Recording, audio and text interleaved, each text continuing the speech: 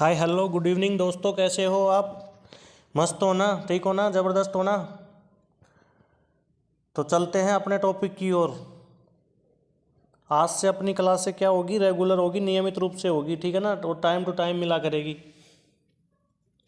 तो परसों के दिन जो शनिवार था उस दिन अपन ने क्या किया था, सदिशों के गुणनफल किए थे। तो सदिशों का सदिश गुणनफल और सदिशों का अदिश गुणनफल। सदिशों का सदिश गुणनफल कैसा होता है? एक सदिश राशि होती है। सदिशों का सदिश गुणनफल सदिश राशि होती है, क्रॉस से दर्शाया जाता है। A cross b equal to a b sine theta n vector, ठीक है ना? और अदिश राशि क्या होती है? सदिशों का अदिश गुणनफल क्या होता है? एक अदिश राशि होती है, उसे किससे दर्शाते हैं? डॉट से दर्शाया जाता है। तो a dot b equal to a b cos theta, ठीक है ना दोस्तों? तो उसके आगे चलते हैं, आज अपना टॉपिक उसके आगे चलते हैं, सदिशों का वियोजन। सदिशों का वियोजन क्या है दोस्तों? सदिशों का वियोजन। तो सदिशों का वियोजन क्या होता है, इसे समझने के लिए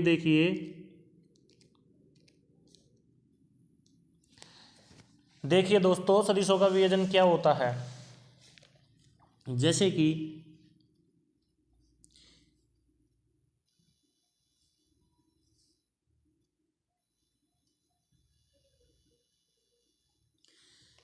कि ये कौन सा अक्ष हो गया? एक्स अक्ष। ये कौन सा अक्ष हो गया दोस्तों? वाई अक्ष। और ये कौन क्या हो गया? इसको मान लिया एफ। इसको क्या मान लिया दोस्तों? एफ, ठीक है ना? इसको क्या मान लिया? एफ। और ये थीटा, ये कौन क्या है? थीटा है, ठीक है? तो ये क्या हो जाएगा? ये हो जाएगा दोस्तों एफ कोस थीटा, और ये हो जाएगा एफ साइन थीटा। तो देखिए, एक्स एक्स का परिमाण क्या हो जाएगा? एफ कोस थीटा, और वाई एक्स का परिमाण क्या हो जाएगा? एफ साइन थीटा, ठीक है ना? थीटा जिसके साथ कोण बनाएगा, थीटा जिसके साथ कोण बनाएगा उसके साथ क्या आएगा? कोस लगेगा। और जिसके साथ थीटा कोण नहीं बनाएगा उसके साथ क्या लगेगा? साइन लगेगा, ठीक है? ये बात आपको समझ में आई कि दो सदिश है, इनका प्रभाव है दो सदिश, और इनके प्रभाव कौन सा है? एफ है। सदिश ए और सदिश बी, ठीक है ना? एफ कोस थीटा और एफ साइन थीटा, इन दोनों का जो प्रभाव है वो तीसरे दो से अधिक, यानी कि तीसरे सदिश में एफ से दर्शाया जाता है, एफ से व्यक्त किया जाता है। तो इसको क्या कहते हैं? सदिशों का वियोजन कहते हैं, ठीक है ना? थीटा वाले के साथ क्या होगा? कोस थीटा होगा। जिसके साथ थीटा कोण बनाएगा वो एफ कोस थीटा होगा, और जिसके साथ थीटा कोण नहीं बनाएगा वो क्या होगा? एफ साइन थीटा, ठीक है? तो एक्स एक्स का परिमाण क्या हो गया? F cos theta. और वाई एक्स का परिमाण क्या हो गया? F sine theta. X x का F cos theta, y x का एफ साइन थीटा। और दो या दो से अधिक, दो किसी जो सदिश है, कोई भी जो सदिश दिया हुआ है, इसके प्रभाव को दो या तो दो दिशाओं में या दो से अधिक दिशाओं में जब दर्शाया जाता है तो इसको क्या कहते हैं? सदिशों का वियोजन कहा जाता है। तो कोई सदिश है एफ, इसके प्रभाव को जब दो दिशाओं में दर्शाया जाता है, एक्स दिशा और वाई दिशा, दो दिशाओं में या इससे भी अधिक जेड दिशा में भी दर्शाया जाता है, तो इनको क्या कहते हैं? सदिशों का वियोजन कहते हैं। तो कोस थीटा किसके साथ आएगा? जिसके साथ थीटा कोण बनाएगा, ठीक है ना? तो एक्स एक्स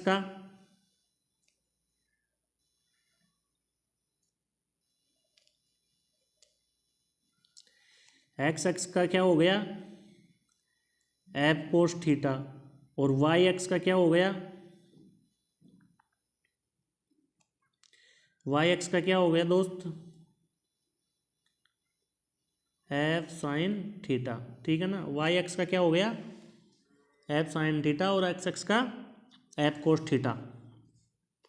तो देखिए दोस्तों, इसकी परिभाषा क्या है कि किसी सदिश के प्रभाव को, कोई भी सदिश हो उसके प्रभाव को दो या दो से अधिक दिशाओं में, किसी सदिश के प्रभाव को दो या दो से अधिक दिशाओं में व्यक्त करने की प्रक्रिया को ही क्या कहते हैं दोस्तों?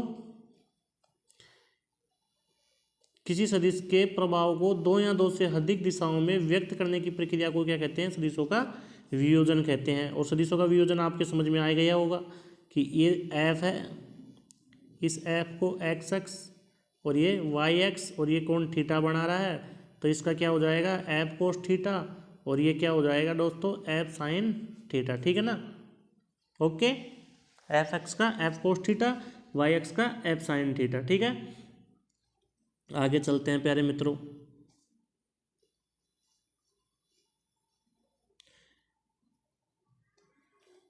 दोस्तों देखिए, दोस्तों देखिए कि दिए गए चित्र में के एक्स अक्ष तथा वाई अक्ष का परिमाण क्या होगा। तो बीच का दिया गया है, एफ का मान दिया गया है कितना 10 न्यूटन। एफ का मान कितना दिया गया है प्यारे दोस्तों 10 न्यूटन। थीटा कोण बना रहा है तो एफ कोस थीटा और एफ साइन थीटा, ठीक है ना। तो देखिए एक्स अक्ष की दिशा में, एक्स अक्ष की दिशा में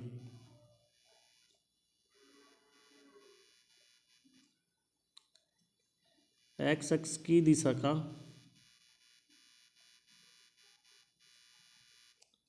रुकिए, एक्स अक्ष की दिशा में एक्स अक्ष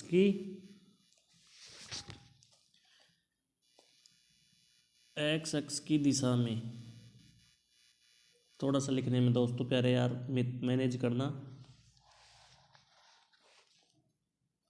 ये लिखने की प्रॉब्लम मेटनी पड़ेगी, कल ख़त्म करना पड़ेगा इस मामले को।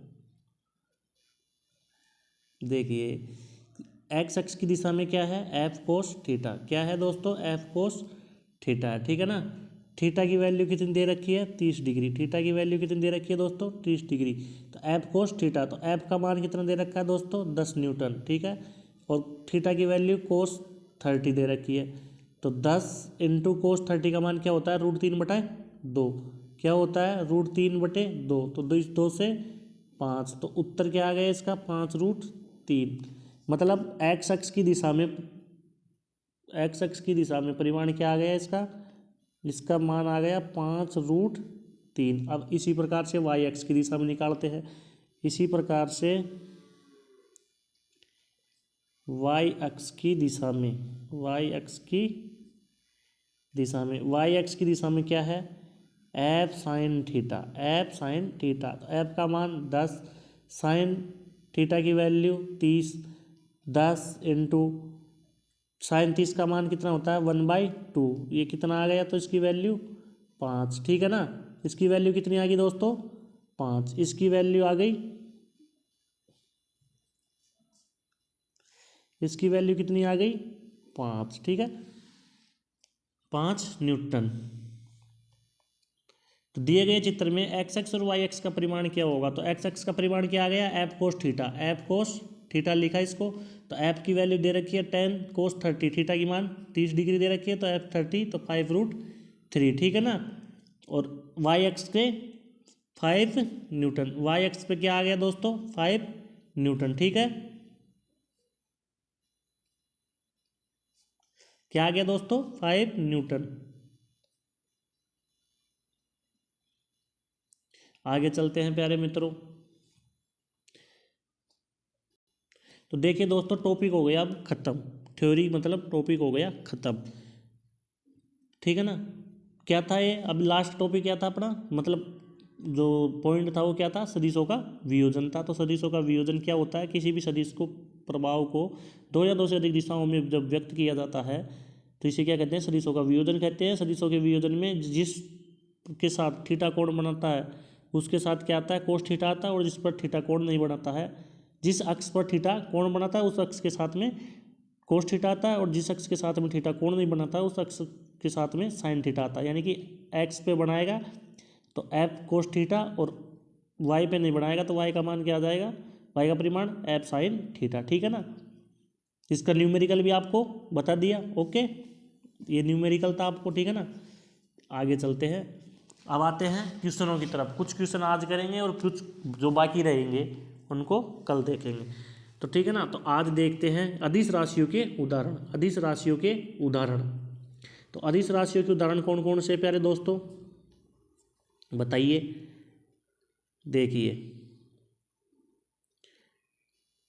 तापमान क्या है, तापमान एक अदिश राशि है,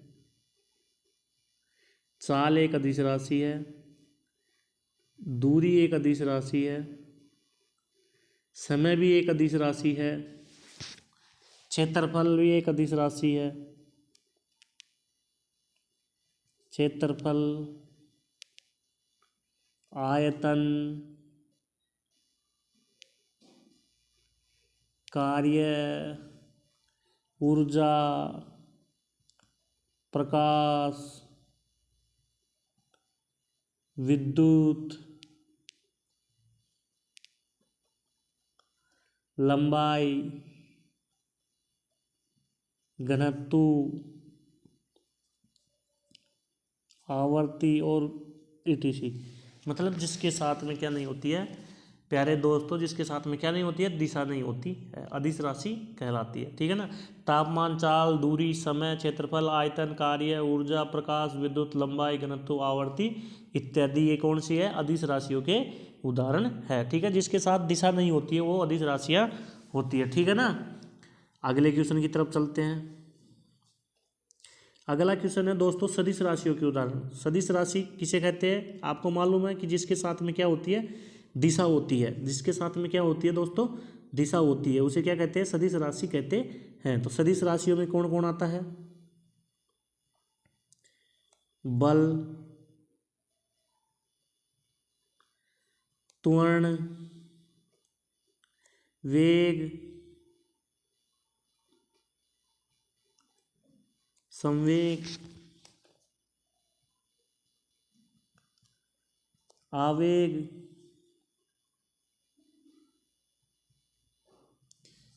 विस्थापन,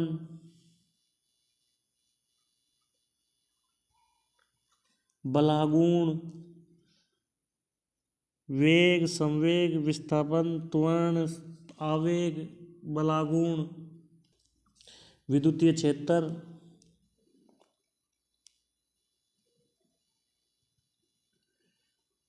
विद्युतीय क्षेत्र और चुंबकीय क्षेत्र और चुंबकीय क्षेत्रफल। चुंबकीय क्षेत्रफल, विद्युतीय क्षेत्रफल और बल, त्वरण, वेग, संवेग, आवेग, विस्थापन, बलागुण, विद्युतीय क्षेत्रफल और चुंबकीय क्षेत्रफल etc etc etc। ठीक है ना।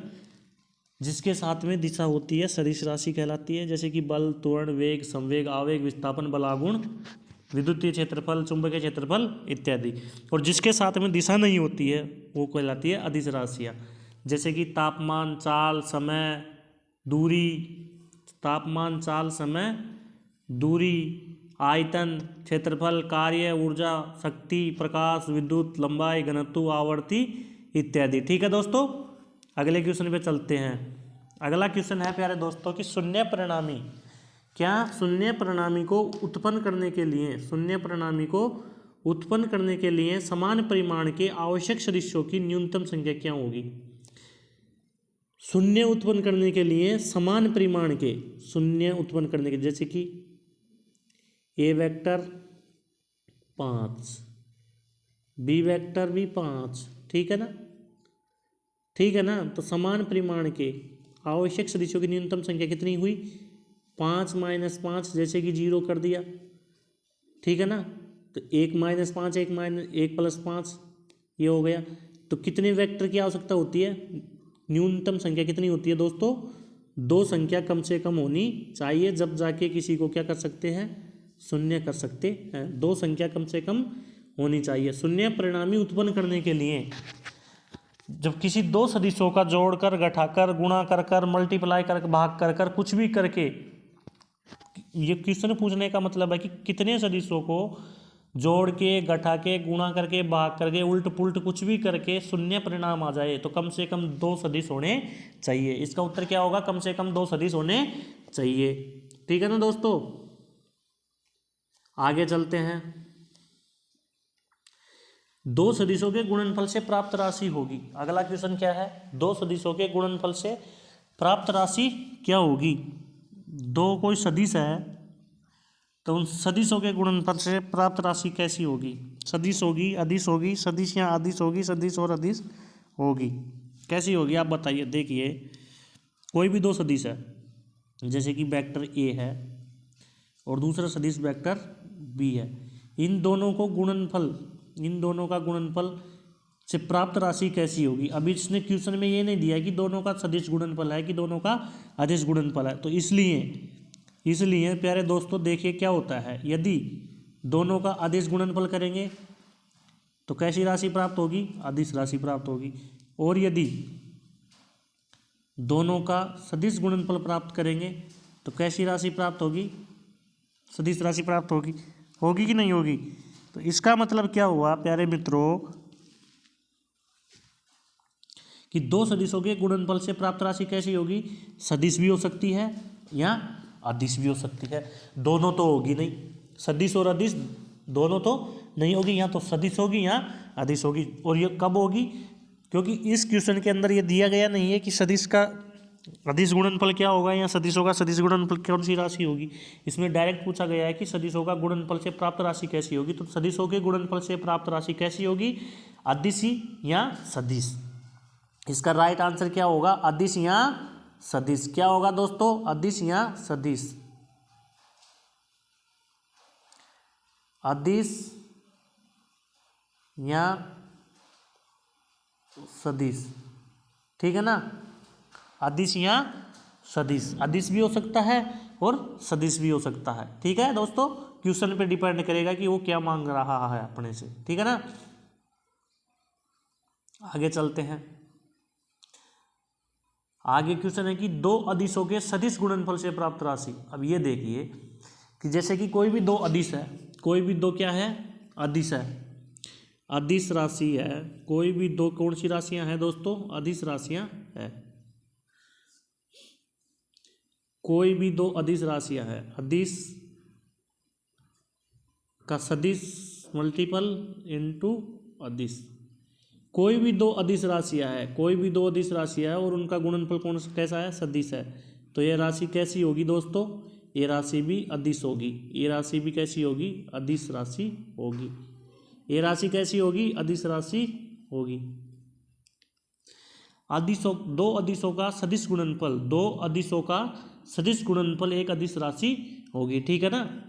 तो इसी के तहत देखिए कि दो अदिशों का अदिश गुणनफल, अदिश राशि, अदिश क्रॉस अदिश, कैसी राशि, अदिश राशि, दो अदिशों का अदिश गुणनफल अदिश राशि, ठीक है। और दो सदिशों का अदिश गुणनफल सदिश राशि, दो अदिशों का अदिश गुणनफल अदिश राशि, ठीक है। और इन दोनों में से एक भी यदि सदिश आ जाती, यदि एक भी सदिश आ जाती तो कैसी राशि हो जाती, वो सदिश राशि हो जाती, ठीक है दोस्तों। आगे चलते हैं,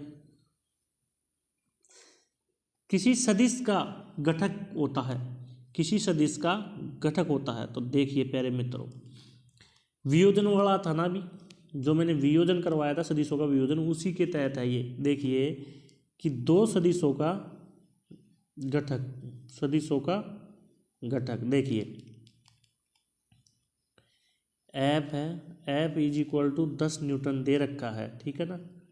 एक्स एक्स है, ये अपना वाई एक्स है, जिसके साथ थीटा ये 30 डिग्री का है, और जिसके साथ कोण बनाता है उसके साथ एफ कोस थीटा, और जिसके साथ कोण नहीं बनाता है उसके साथ एफ साइन थीटा, ठीक है ना। जिसके साथ कोण बनाता है उसके साथ एफ कोस थीटा, और जिसके साथ कोण नहीं बनाता उसके साथ एफ साइन थीटा। तो अभी अपन ने क्वेश्चन किया था इसी की बेस पे, तो एक्स एक्स का परिमाण क्या आया था दोस्तों, क्या आया था 5√3, और वाई एक्स का परिमाण क्या आया था 5 न्यूटन, ओनली 5 न्यूटन, और इसका आया था 5√3।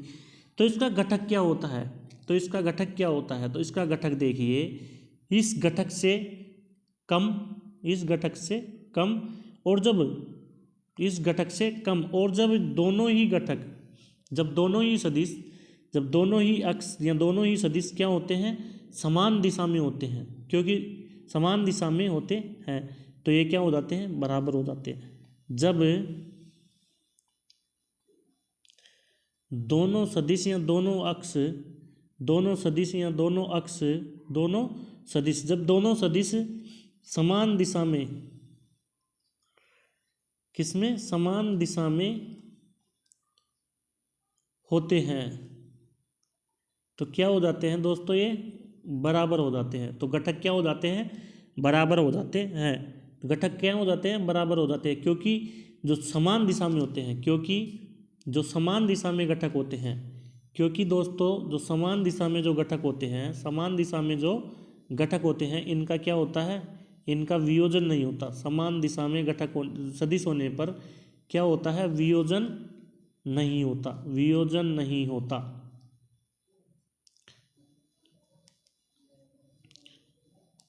समान दिशा में सदिश होने पर इनका क्या होता है, वियोजन नहीं होता है। इसलिए इसलिए इसलिए इस क्वेश्चन का आंसर क्या हो गया, इस क्वेश्चन का आंसर हो गया कि किसी भी सदिश का घटक सदिश के परिमाण के बराबर होगा या इससे कम होगा, सदिश के परिमाण से बराबर होगा या इससे कम होगा।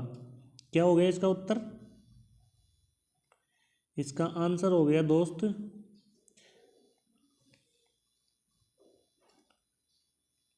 सदिश के परिमाण से कम या इसके बराबर होगा, या इसके कैसा होगा दोस्तों, बराबर होगा। बराबर कब होगा, बराबर जब होगा जब सदिश का परिमाण है, जब दोनों सदिशों का परिमाण क्या हो जाएगा, समान दिशा में हो जाएगा, एक ही डायरेक्शन में होगा, सेम डायरेक्शन में होगा, तब ये क्या होगा, बराबर होगा। नहीं तो कम तो होता ही है कि यहाँ पे 10 न्यूटन था, यहाँ पे 5 न्यूटन, 5√3 न्यूटन, तो क्या हुआ, कम तो हुआ ही हुआ, लेकिन बराबर भी हो जाएगा। बराबर कब होगा, जब दोनों सदिश क्या होते हैं, समान दिशा में होते हैं। अगर समान दिशा में होते हैं तो तब क्या होता है, इनका वियोजन नहीं होता है, इसलिए क्या होगा, इसका घटक सदिश के परिमाण के बराबर भी हो सकता है या इससे कम भी हो सकता है। ठीक है ना दोस्तों। अगला क्वेश्चन है कि समांतर चतुर्भुज बल का जो नियम है मूलतः कितने परिणाम की गणना के लिए प्रयुक्त किए जाते हैं। तो समांतर चतुर्भुज का नियम क्या था दोस्तों, देखिए ये था अपना समांतर चतुर्भुज, इसमें ये था ना अपना समांतर चतुर्भुज, तो इसमें ए वेक्टर और इसमें बी वेक्टर और ये कौन सा, आर वेक्टर। ठीक है ना, ये कौन सा, आर वेक्टर, और इसको कैसे करते थे, ऐसे पूरा करते थे। ठीक है ना, ऐसे पूरा करते थे। तो कितने सदिश कितने परिमाण के लिए प्रयुक्त होता था, 2 सदिशों के परिमाण के लिए प्रयुक्त होता था। ये कितने सदिशों के परिमाण के लिए प्रयुक्त होता था, 2 सदिशों के परिमाण के लिए प्रयुक्त होता था। कितने के लिए, 2 सदिशों के परिमाण के लिए प्रयुक्त होता था।